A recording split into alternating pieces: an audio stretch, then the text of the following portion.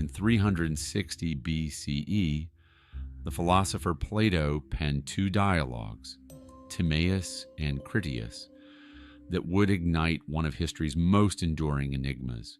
Within these writings lies a vivid description of an island empire, vast and opulent, positioned beyond the Pillars of Hercules, what we now call the Strait of Gibraltar. This empire, Atlantis, was said to have risen to unimaginable heights before being swallowed by the sea in a single day and night of misfortune. For centuries, readers have debated whether Plato was recounting allegory or history. Was Atlantis merely a cautionary tale, a metaphor for hubris and divine punishment? That is the orthodox view. But what if it wasn't fiction? What if Plato wasn't inventing, but remembering? He claimed the story came not from his imagination, but from the ancient Egyptian priests of Sai, passed down through Solon, a revered Athenian statesman. If true, Plato was relaying a memory already thousands of years old, a cultural echo from a time before recorded history. What's more unsettling is that the details he gave, the concentric rings of land and water, the colossal navy, the unmatched wealth, do not resemble Greek myth. They read more like a report, like a trace of something real. If Plato fabricated Atlantis, why be so specific? Why name real locations, real historical figures, and describe technology that shouldn't have existed? The mystery begins here, with a man who shaped Western thought, whispering through time about a world that once was and was lost. Or was it hidden? Plato described Atlantis as a marvel, an island empire blessed with rich soil, abundant resources, architectural genius, and laws that ensured peace and prosperity. Its people were said to live in harmony, guided by divine wisdom handed down from the god Poseidon himself. At first glance, Atlantis appears to be a model civilization, an ancient utopia that achieved what others could only dream of. But that image begins to crack as the story unfolds. Plato writes that over time, the Atlanteans grew arrogant. Their moral compass eroded. Power, once balanced by virtue, gave way to conquest and corruption. They sought to dominate lands beyond their borders, waging war against the known world. It was then, Plato claims, that the gods intervened, punishing Atlantis by drowning it beneath the sea. Was this merely a moral allegory? A philosophical warning that even the greatest civilizations fall when they lose their ethical foundation? Or was Plato preserving the memory of a real people, those who rose too high, too fast, and vanished in the blink of an eye? Contrast is striking. A paradise turned to ruin, and behind it a question lingers. Why would such a vivid tale be told if it were never true to begin with? There is a strange pattern that clings to the legend of Atlantis, not just in the stories of its destruction, but in the fate of those who dare to search for it. Time and again, explorers, scholars, and enthusiasts who devote themselves to the mystery of the lost city find themselves facing ridicule, academic exile, or something even darker, sudden obscurity, mysterious silence, or death. Take Ignatius Donnelly, the 19th century congressman who published Atlantis, the Antediluvian World.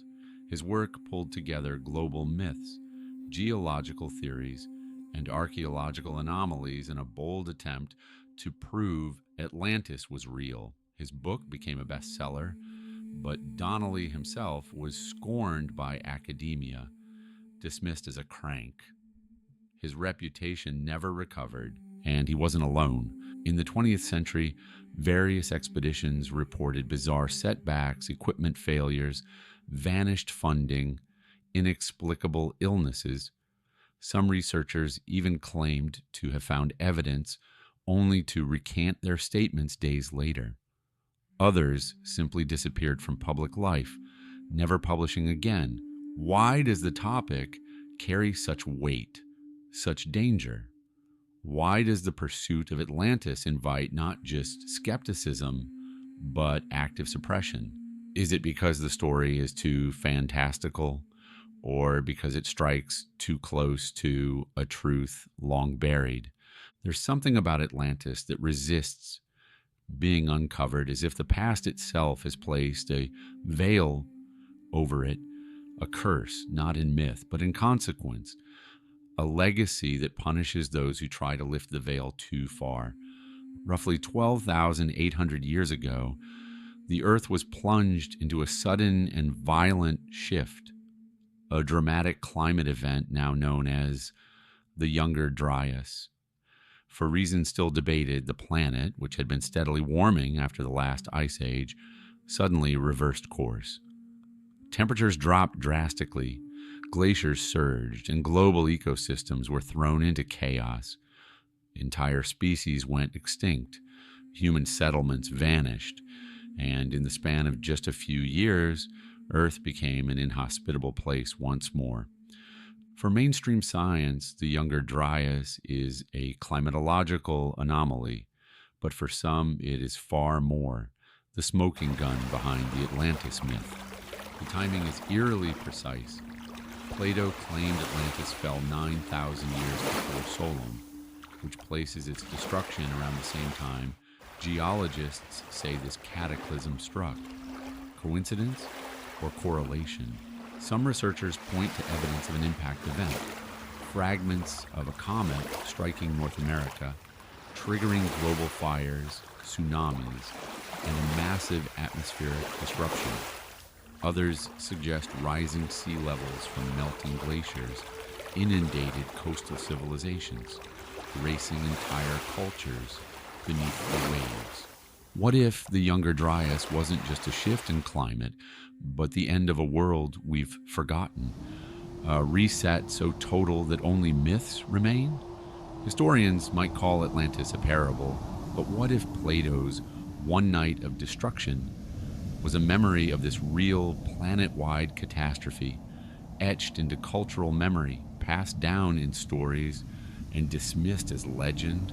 What else, we must ask, was lost in that flood? Beneath the waters of our modern world lie whispers of a forgotten past, structures that should not exist, at depths they should never be found. From the Arabian Sea to the coast of Japan, submerged cities are emerging from obscurity, challenging what we think we know about ancient civilization. Off the coast of India lies Dwarka, a city long thought to be mythical, mentioned in Hindu epics as the home of Lord Krishna. But in the early 2000s, marine archaeologists discovered geometric stone formations, walls, and streets lying 120 feet underwater. Sonar scans confirmed something astonishing: an ancient urban settlement that predates known Indian civilization by thousands of years. Then there's Yonaguni off the coast of Japan. Divers exploring these submerged terraces found straight-edged platforms, steps, and column-like blocks carved from bedrock. While some claim it's a natural formation, others argue the precision and layout are unmistakably artificial. If so, it was built before sea levels rose over 10,000 years ago. And these are just two. Off Cuba, the Bahamas, even the Mediterranean, sonar scans reveal symmetrical structures buried deep underwater. Official explanations range from natural geology to coastal erosion. But the question remains, why do so many of these underwater anomalies echo Plato's descriptions? Circular formations, temple-like platforms, megalithic stones, all resting beneath the sea. What if Atlantis wasn't unique? What if it was one of many? Lost cities swallowed by a catastrophe so immense that the only place left for their memory was myth? Nearly every ancient culture tells a story of a great flood. From the biblical tale of Noah to the Sumerian epic of Gilgamesh, from the Aztec legends of a sunken world to the Polynesian chants of drowned lands, the theme is hauntingly consistent. A vast deluge, divine wrath, and a world washed away. Historians often explain this as myth-making, shared symbolism to explain natural disasters. But the repetition is uncanny. These stories stretch across continents and oceans, from peoples who supposedly had no contact with one another. Why would civilizations half a world apart all preserve the same terrifying tale? Some researchers suggest these flood myths are not fiction, but fragments, cultural memories of a real global catastrophe, echoes of something too massive, too devastating to fully forget. Over time, stories warped into legend, gods replaced facts, and oral traditions blurred truth into allegory.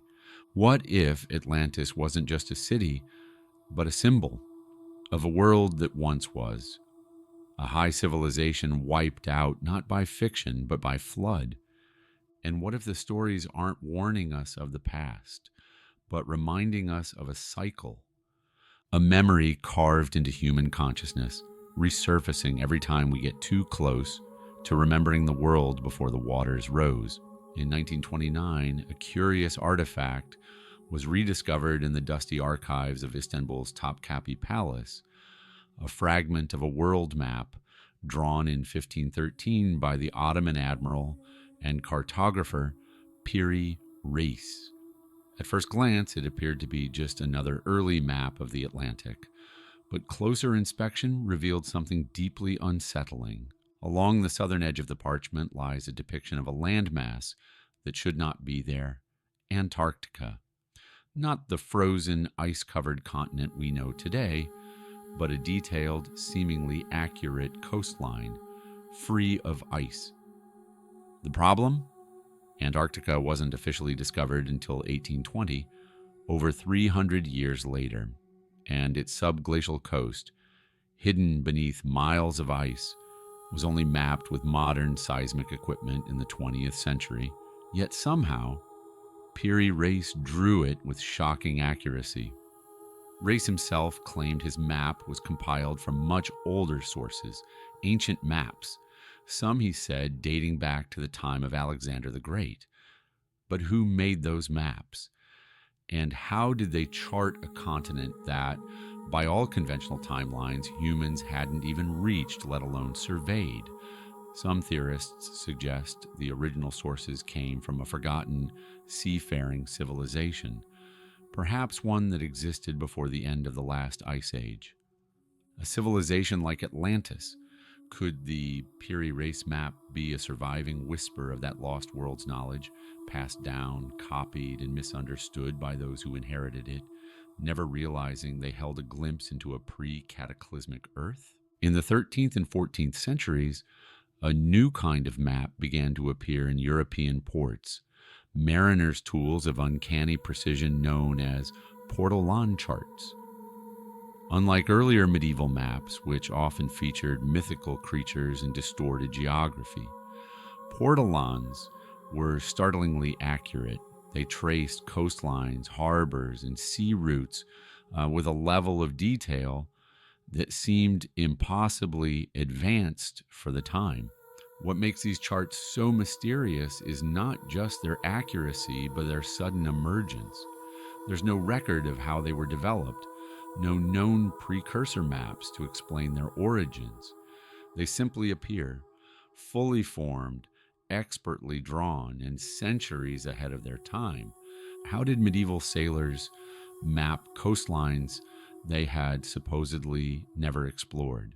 And why do some charts appear to reflect not the current coastlines, but ancient ones, predating sea level rise? Some researchers believe the creators of the Portolan charts must have worked from much older source material, fragments of prehistoric cartography passed down through generations, long after their original context was lost. If so, the question becomes, who made the originals? Were they the work of forgotten navigators, or remnants of a global knowledge system left behind by a vanished civilization? A civilization that perhaps mapped the world before it was drowned. The deeper one looks into ancient maps like the Piri Reis and Portolan charts, the more a pattern emerges, one that eerily aligns with Plato's account of Atlantis. He described the lost civilization as a maritime power, skilled in navigation and engineering, possessing knowledge far beyond its time. Their island empire was rich, organized in concentric rings of land and water, and connected by canals designed with such precision that even modern city planners would be impressed. Some of the mysterious maps echo this layout: circular landforms, oddly symmetrical islands, and unexplained notations hint at lost lands once above water. Are these coincidences or faint echoes of a cartographic tradition rooted in something much older? If Atlantis truly existed, and if its people were as advanced as Plato claimed, then it stands to reason they may have mapped the world. Those maps, passed down through generations, might have survived the cataclysm, copied and recopied until only fragments remained. Perhaps Piri Reis and the Portolan cartographers didn't understand the true origin of their sources, but the knowledge they preserved, whether intentionally or by chance, may point back to a forgotten epic, a world once ruled by Atlantis and remembered only in ink and parchment. In 1882, a former U.S. congressman named Ignatius Donnelly published a book that would shake the foundations of historical thought, Atlantis, the Antediluvian World. It was bold, sweeping, and deeply controversial. In it, Donnelly argued that Plato's tale was no myth, but a garbled memory of a once great civilization that had shaped the ancient world before vanishing beneath the sea. Donnelly connected dots no one else dared to link. He drew parallels between Old World and New World cultures, pyramids, flood myths, architectural styles, suggesting they all pointed back to a common Atlantean origin. He claimed Atlantis was the cradle of civilization itself, the true source of ancient knowledge. The public was enthralled. The book became a bestseller, sparking a wave of renewed interest in lost continents, hidden histories, and the mysteries of the deep. But the academic world was far less kind. Scholars ridiculed Donnelly. They called his work pseudoscience, his logic flawed, his evidence cherry-picked. Once a respected politician and thinker, he was now labeled a crank, pushed to the margins of serious discourse. But Donnelly never recanted. He believed the truth had been buried by water and by time, and perhaps he was right, because after him, the seekers kept coming, and the silence around Atlantis only grew louder. Among the many dark and disturbing ambitions of Nazi Germany, one of the strangest was its obsession with the lost city of Atlantis. Under Heinrich Himmler's direction, the SS created a secretive research division known as the Ahnenerbe, tasked with uncovering the origins of the so-called Aryan race. But their quest wasn't limited to archaeology or anthropology. They were chasing a myth, one that led them to the ends of the earth. The Nazis believed Atlantis wasn't a fantasy, but a real homeland of a superior ancient people, a civilization whose remnants could validate their ideology. They saw Atlantis not as a moral parable, as Plato intended, but as a source of racial and technological superiority, proof of a master race lost to time. Expeditions were launched to places as improbable as Tibet, in search of ancient knowledge, texts, or even descendants of Atlanteans. Even more cryptically, they sent teams to Antarctica, establishing secret bases under the guise of exploration. Some believe they were searching for remnants of a lost civilization, perhaps even ruins buried beneath the ice. To this day, conspiracy theories swirl around these missions. What did the Nazis hope to find? And did they uncover something so destabilizing it was hidden away after the war? Their failure to locate Atlantis did not stop the obsession.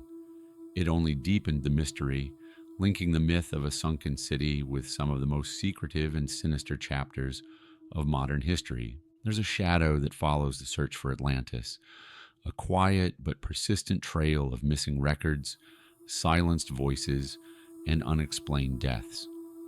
Over the decades, individuals who claim to be on the verge of groundbreaking discoveries have either vanished, withdrawn from public view, or retracted their findings under mysterious circumstances. In the 1970s, a team of researchers off the coast of Bimini claimed to have found evidence of a submerged structure, rectangular blocks aligned too precisely to be natural. Days later, their funding was pulled, their equipment impounded, and the site declared geologically insignificant. One lead diver never returned to the ocean. Other researchers, geologists, cartographers, even military insiders have come forward with claims of satellite imagery showing unusual formations beneath the sea, only to disappear from the public eye soon after. Some recanted their stories entirely, citing misinterpretation or pressure. But the timing is always suspect. Why would anyone go to such lengths to suppress information about a lost city? Is it academic shame, political danger, or something deeper? Something about Atlantis that powerful interests don't want uncovered. These are not isolated events. They form a pattern, a quiet warning that perhaps some knowledge isn't lost, it's being kept from us. And those who get too close often pay the price. In the remote Mauritanian desert lies a colossal geological formation known as the Richat Structure, or as it's more hauntingly called, the Eye of the Sahara. From the ground, it appears like a series of circular ridges, eroded and windblown, but from space, its shape becomes uncanny, a set of near-perfect concentric rings, just as Plato described Atlantis. According to Plato, Atlantis was composed of alternating rings of land and water, 3 of water, 2 of land, surrounding a central island. The Richat structure mirrors this pattern almost exactly, and its diameter matches Plato's measurements when adjusted for ancient Greek units. But there's more. The structure sits near the Atlantic coast, beyond the Pillars of Hercules, aligning with Plato's geographical hints. And despite its current desert surroundings, geological evidence suggests the region was once lush and wet, fed by rivers even prone to flooding. It was habitable, livable, flourishing. Skeptics argue that the Richat is a natural dome formed by volcanic uplift and erosion. But no other natural feature on Earth fits Plato's blueprint so precisely. Circular, ringed, once fertile, and remote, could the Eye of the Sahara be the scar where Atlantis once stood? If so, it was never beneath the sea, but buried by time, sand, and silence. A lost city hiding not in legend but in plain sight. While satellite images have transformed how we view land, sonar has revealed secrets beneath the sea, secrets that defy simple explanation. Off the coasts of Cuba, Japan, and the Azores, sonar surveys have picked up symmetrical structures, right angles, and grid-like patterns lying deep beneath the waves. Near Cuba in the early 2000s, a joint Canadian-Cuban research team reported finding massive stone formations over 2,000 feet underwater. They described shapes resembling pyramids, roads, and platforms. The location was striking, right in the region where Plato claimed Atlantis once stood. In Japan, the Yonaguni monument, a massive submerged structure off Okinawa, shows carved terraces, broad steps, and column-like blocks. While some say it's natural, others argue no known geological process could produce such symmetry at such scale. Then there are the Azores, where anomalies on the seafloor hint at large rectangular formations, too regular to be accidental, too deep to belong to any known civilization. Why do these sites share architectural qualities? Why do they lie just beneath the threshold of discovery? Are these just tricks of stone and sea, or the sunken fingerprints of a civilization we've forgotten? Sometimes sonar doesn't lie. It just waits for someone to listen. Again and again, stories of breakthrough discoveries, sunken ruins, ancient technology, impossible maps emerge with fanfare, only to vanish from the headlines days later. Research is halted, teams disbanded, findings retracted. What is happening behind the curtain of modern archaeology? Marine archaeologists have reported strange interference during dives near anomalous sites, GPS malfunctions, sudden equipment failure, even health problems among crew. In some cases, collected samples are lost en route to labs. In others, the labs themselves go silent, citing lack of funds or institutional pressure. Why such consistent erasure? Insiders hint at quiet pressure from above. Government agencies, academic institutions, or influential sponsors urging discretion. The fear, they say, isn't about proving Atlantis. It's about what proving it would mean. It would rewrite the story of humanity. And that's dangerous. If an advanced civilization existed before the known historical record, it would throw timelines into chaos. Religions, textbooks, national histories, everything would be upended. And with that comes political fallout, cultural instability, and perhaps a loss of control over what we think we know. So instead of confronting the truth, it's easier to hide it, call it myth, dismiss it, laugh it off. The knowledge may not be lost. It may be hidden deliberately, carefully, and completely. And the deeper we dig, the more silence we find. In the early 2000s, a respected marine archaeologist working along the southern coast of Spain began making waves in his field. Using a combination of sonar, satellite imagery, and ground-penetrating radar, he and his team discovered unusual geometric patterns buried beneath the mudflats of the Doñana National Park, just beyond the Pillars of Hercules. The location matched Plato's description.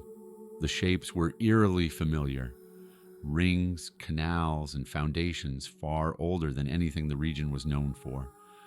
The media took notice, interviews followed, speculation stirred, and then nothing.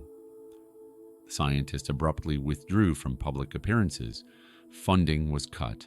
His research, once publicly accessible, disappeared behind institutional firewalls.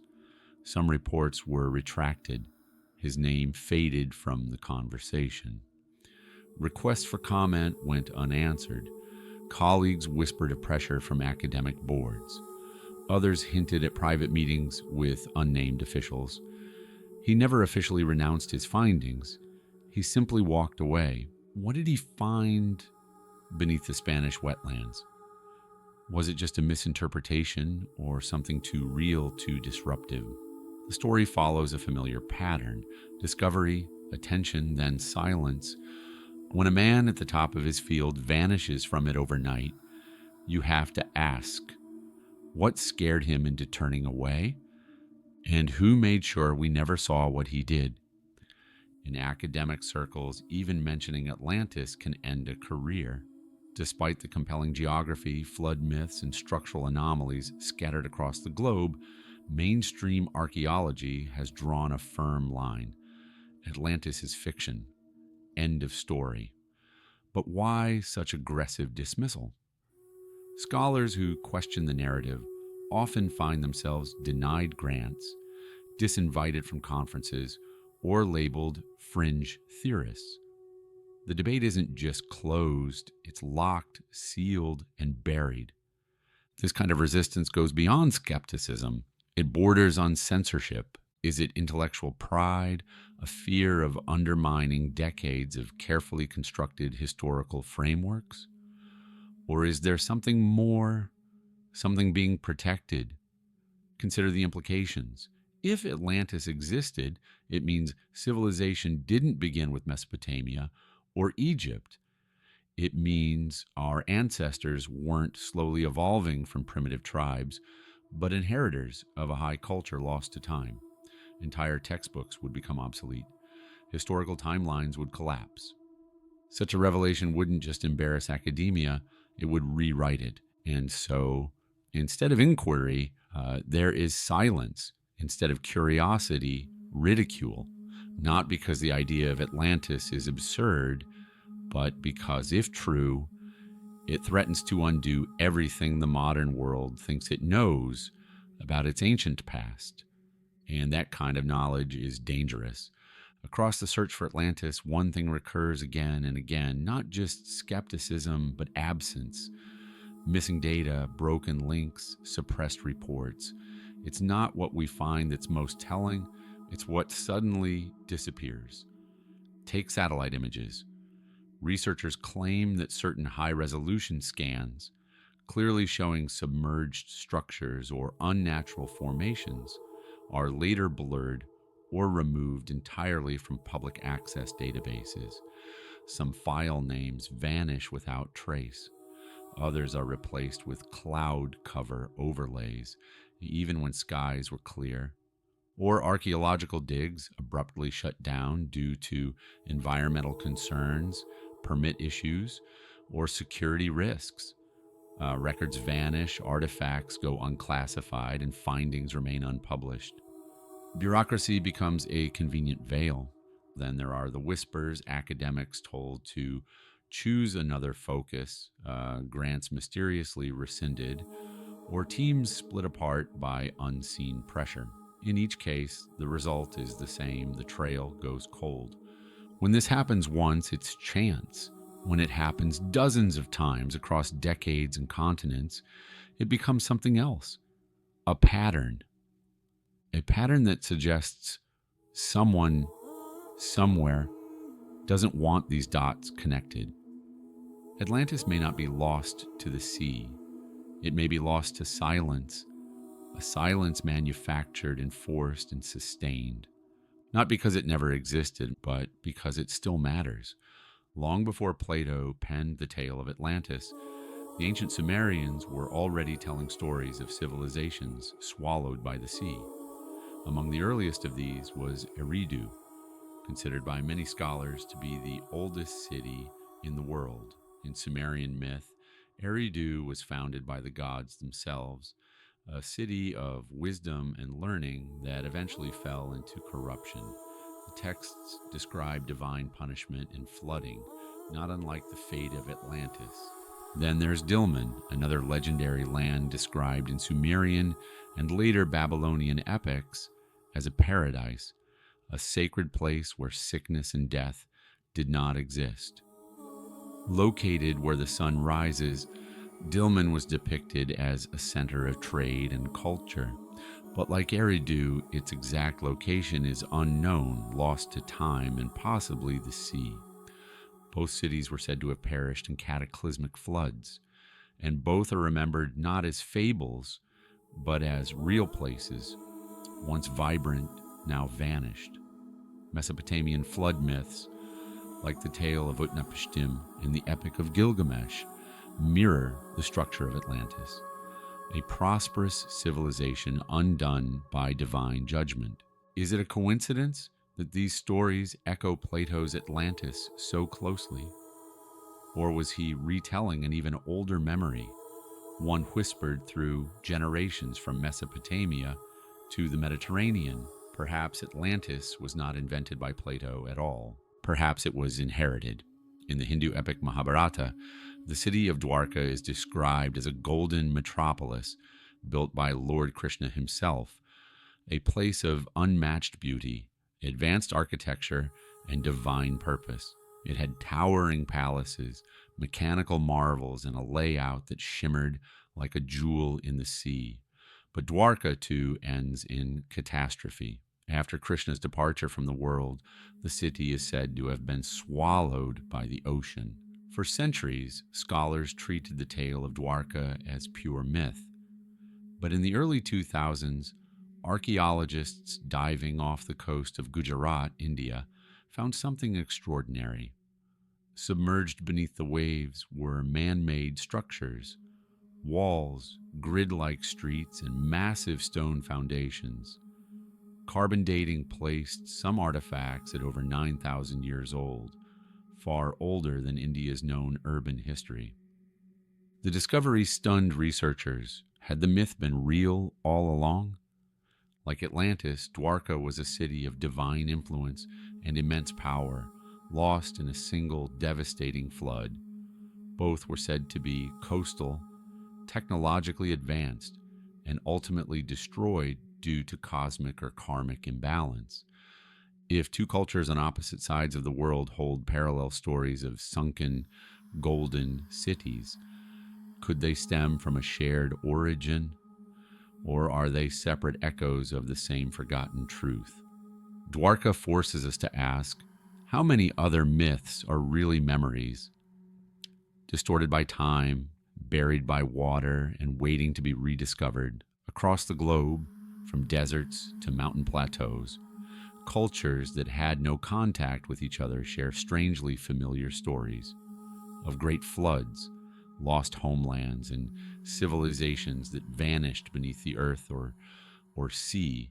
The Hopi, a Native American people of the American Southwest, speak of Kaskara, a sunken land that was home to a peaceful, advanced people before it was destroyed in a global cataclysm. Survivors, they say, migrated across the oceans to build new worlds. The parallels to Atlantis are unmistakable. Meanwhile, in ancient Egypt, the priests spoke of Zep-Tepi the first time. It was an age when gods walked among men, knowledge was pure, and great civilizations flourished. But it ended in chaos, flood, and the fall of divine order. Strangely, these stories were not considered myths, but historical records preserved in temple walls and sacred texts. Why do civilizations separated by oceans and millennia remember similar cataclysms? Were they recalling different parts of the same story? A global disaster that ended a shared golden age? If so, Atlantis isn't just a legend. It's a chapter from human history scattered across the world, hiding in plain sight through ancient stories told to warn or to remember. Plato's descriptions of Atlantis focused on philosophy and politics, but later legends painted a far stranger picture. Some claimed the Atlanteans possessed flying ships that defied gravity, weapons that could level cities, and energy sources far beyond our understanding. To many, these sound like exaggerations, myths crafted to impress or entertain, but what if they weren't? Ancient Hindu texts speak of Vimanas, flying chariots powered by unknown forces, capable of traversing both land and sky. Indigenous legends across the Americas tell of sky beings and energy rods used to move massive stones. Could these stories reflect dim memories of real technology once used and then lost? Atlantean accounts often refer to a central power crystal, a source of boundless energy that lit the city, fueled transport, and even healed the sick. Some claim this crystal harnessed Earth's natural energy fields, essentially wireless electricity, long before wires even existed. Of course, mainstream science dismisses this as pure fantasy. But if an advanced civilization really did exist before the flood, what kind of tools might it have left behind? And how would people, generations later, describe those tools without the language to explain them? Perhaps they wouldn't call them machines at all. Perhaps they'd call them divine. Scattered across the globe, certain ancient sites defy explanation, not just for their construction, but for their strange physical properties. Places like Teotihuacan, Stonehenge, and the Great Pyramid of Giza have long fascinated scientists, but less discussed are the unusual electromagnetic anomalies detected at these locations. Researchers have measured electromagnetic surges, magnetic vortexes, and unexplained energy spikes in and around these ancient structures. Some sites appear to resonate with specific frequencies as though they were intentionally designed to interact with Earth's natural energy grid. But who could have understood such principles thousands of years ago? In the Azores, not far from one proposed location of Atlantis, divers have reported unusual compass behavior and interference with sonar equipment. Theories suggest that submerged stone formations, there may still be pulsing with residual energy, remnants of a lost power source. Are these effects just coincidence, or do they hint at a civilization that mastered the manipulation of natural forces? If Atlantis had truly developed a technology based on resonance, magnetism, or sound frequency, its ruins might still be humming with echoes of that knowledge, buried, broken, but not completely dead. Perhaps the Earth itself remembers what we've forgotten. We just haven't been listening. Nikola Tesla is remembered as a brilliant inventor, but there was always something enigmatic about him, something that hinted at knowledge beyond his time. He spoke often of ancient civilizations and cryptically claimed that he was only rediscovering truths that had been known and lost. Tesla's most ambitious idea was wireless power, energy transmitted through the Earth itself, needing no wires, no combustion. He built a massive tower in Colorado Springs and later Wardenclyffe, designed to tap into the planet's natural frequencies. But funding was mysteriously cut. His research vanished, and his name was slowly edged out of scientific memory. Where did Tesla get these ideas? Some speculate that he studied ancient texts and ruins, searching not just for inspiration, but for buried knowledge. He once claimed that the pyramids themselves were power generators.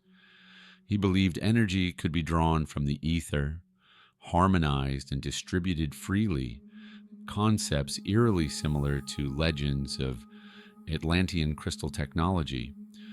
Was Tesla, knowingly or not, decoding fragments of Atlantean science? His vision was one of limitless, clean power for all humanity. Perhaps that's exactly what Atlantis once achieved, and why, just like Tesla's towers, it was ultimately silenced. Some truths are not lost, they're hidden, and some minds are punished for remembering. Plato made one thing clear about Atlantis. It was not just a city of wonders, but one that fell from grace. According to his account, Atlantis began as a paradise, guided by virtue and wisdom. But over time, its people became prideful.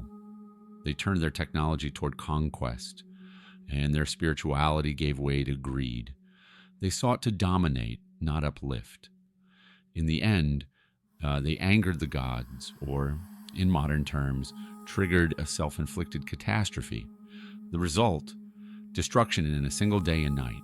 Floods, earthquakes, a city swallowed by the sea. Was Plato describing divine punishment? Or was he preserving a warning, cloaked in allegory, about the collapse of civilizations that lose their balance? If Atlantis possessed powerful technologies, as myths suggest, then its downfall could have been the result of their misuse, energy harnessed without control, natural forces pushed too far, the same hubris that modern society grapples with today: progress without caution, ambition without accountability.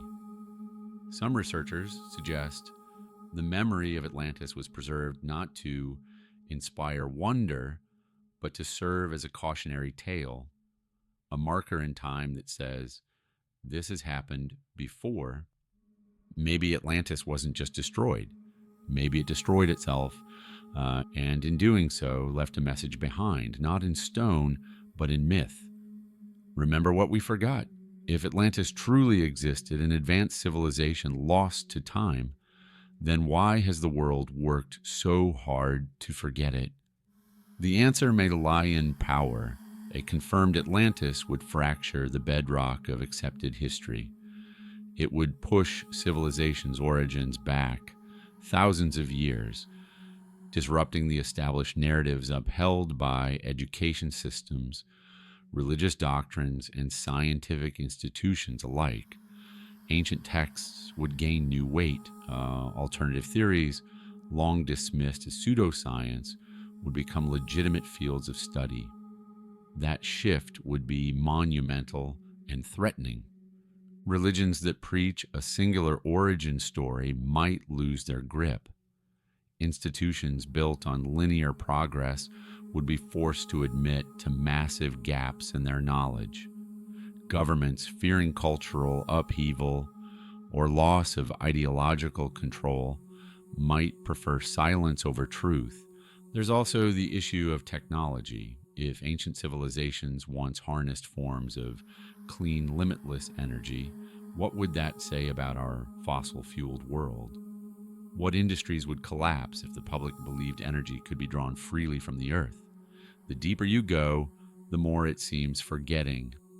Atlantis isn't just about skepticism, it's about preservation, not of truth, but of power. And those who sit atop modern hierarchies have everything to lose if we remember a time when humanity lived differently, freer, wiser, and perhaps more advanced than we are now. Atlantis is not alone in its erasure. Time and again, history hints at high knowledge in low places, then quietly brushes it aside. The Baghdad Battery, the Antikythera mechanism, ancient maps with impossible accuracy, massive stone architecture that modern machines struggle to replicate. Each time, the evidence defies conventional wisdom, and each time, it is reclassified, ignored, or buried beneath layers of academic doubt. Why does this keep happening? We're told these anomalies are misunderstood, natural, or overstated, but the repetition is suspicious. When enough contradictions pile up, they don't form chaos. They form a pattern of forgetting, of deliberate amnesia. Atlantis may be the crown jewel of this silence, but it's not an outlier. It's part of a wider puzzle, one that suggests we are not the first, that others came before us, achieved greatness, and vanished without a trace, except for the clues that refuse to stay buried. The question isn't whether Atlantis existed, it's whether we're ready to accept what remembering it would truly mean. The story of Atlantis has always felt distant, buried in myth, protected by time. But what if it was never about the past, but the future? Climate change, rising sea levels, and intensifying natural disasters are no longer warnings, they're headlines. Coastal cities face the same fate Plato described: submersion. Islands are vanishing, ecosystems are collapsing. Technology races forward while morality and wisdom struggle to keep up. It's impossible not to notice the parallels. Atlantis, according to legend, was a civilization that grew too proud, too powerful, too disconnected from the balance of nature. In their hunger to dominate, they destabilized their world and paid the ultimate price. Sound familiar? Today we split atoms, harvest the skies, and digitize human thought, but often without asking, should we? Like Atlantis, we chase innovation, not reflection.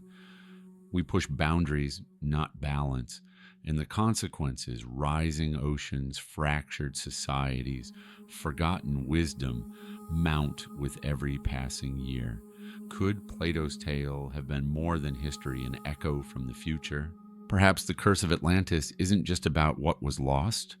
Perhaps it's the path we're blindly retracing, a loop waiting to be broken or repeated. History doesn't just teach, it warns, and we may be standing on the shore of our own forgotten future.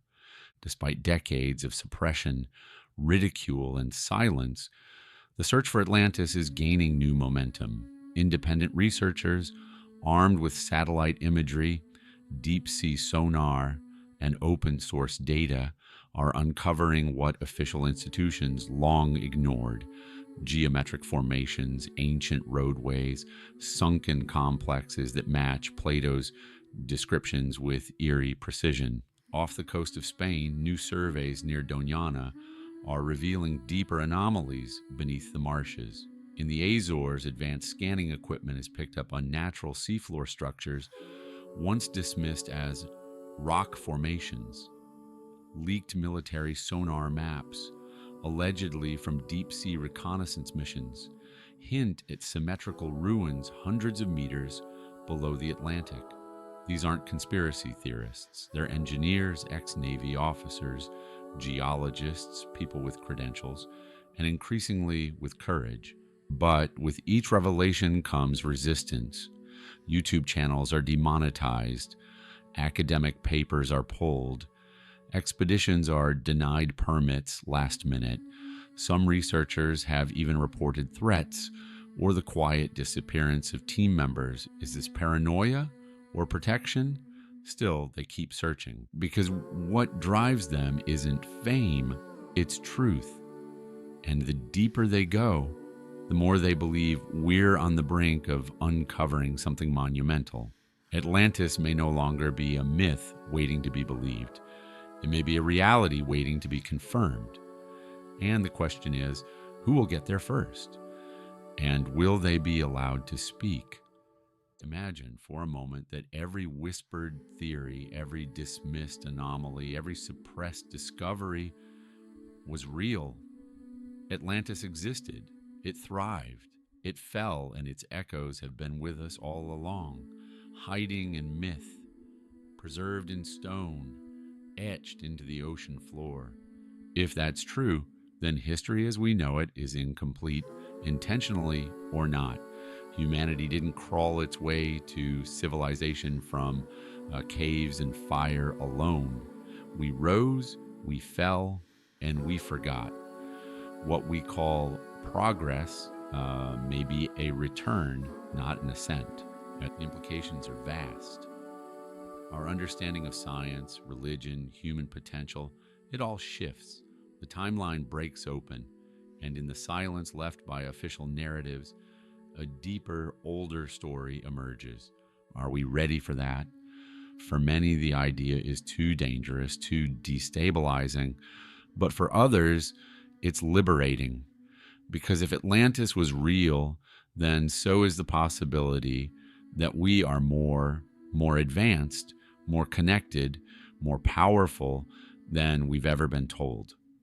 The past isn't dead, it's buried, and maybe, just maybe, it's beginning to rise.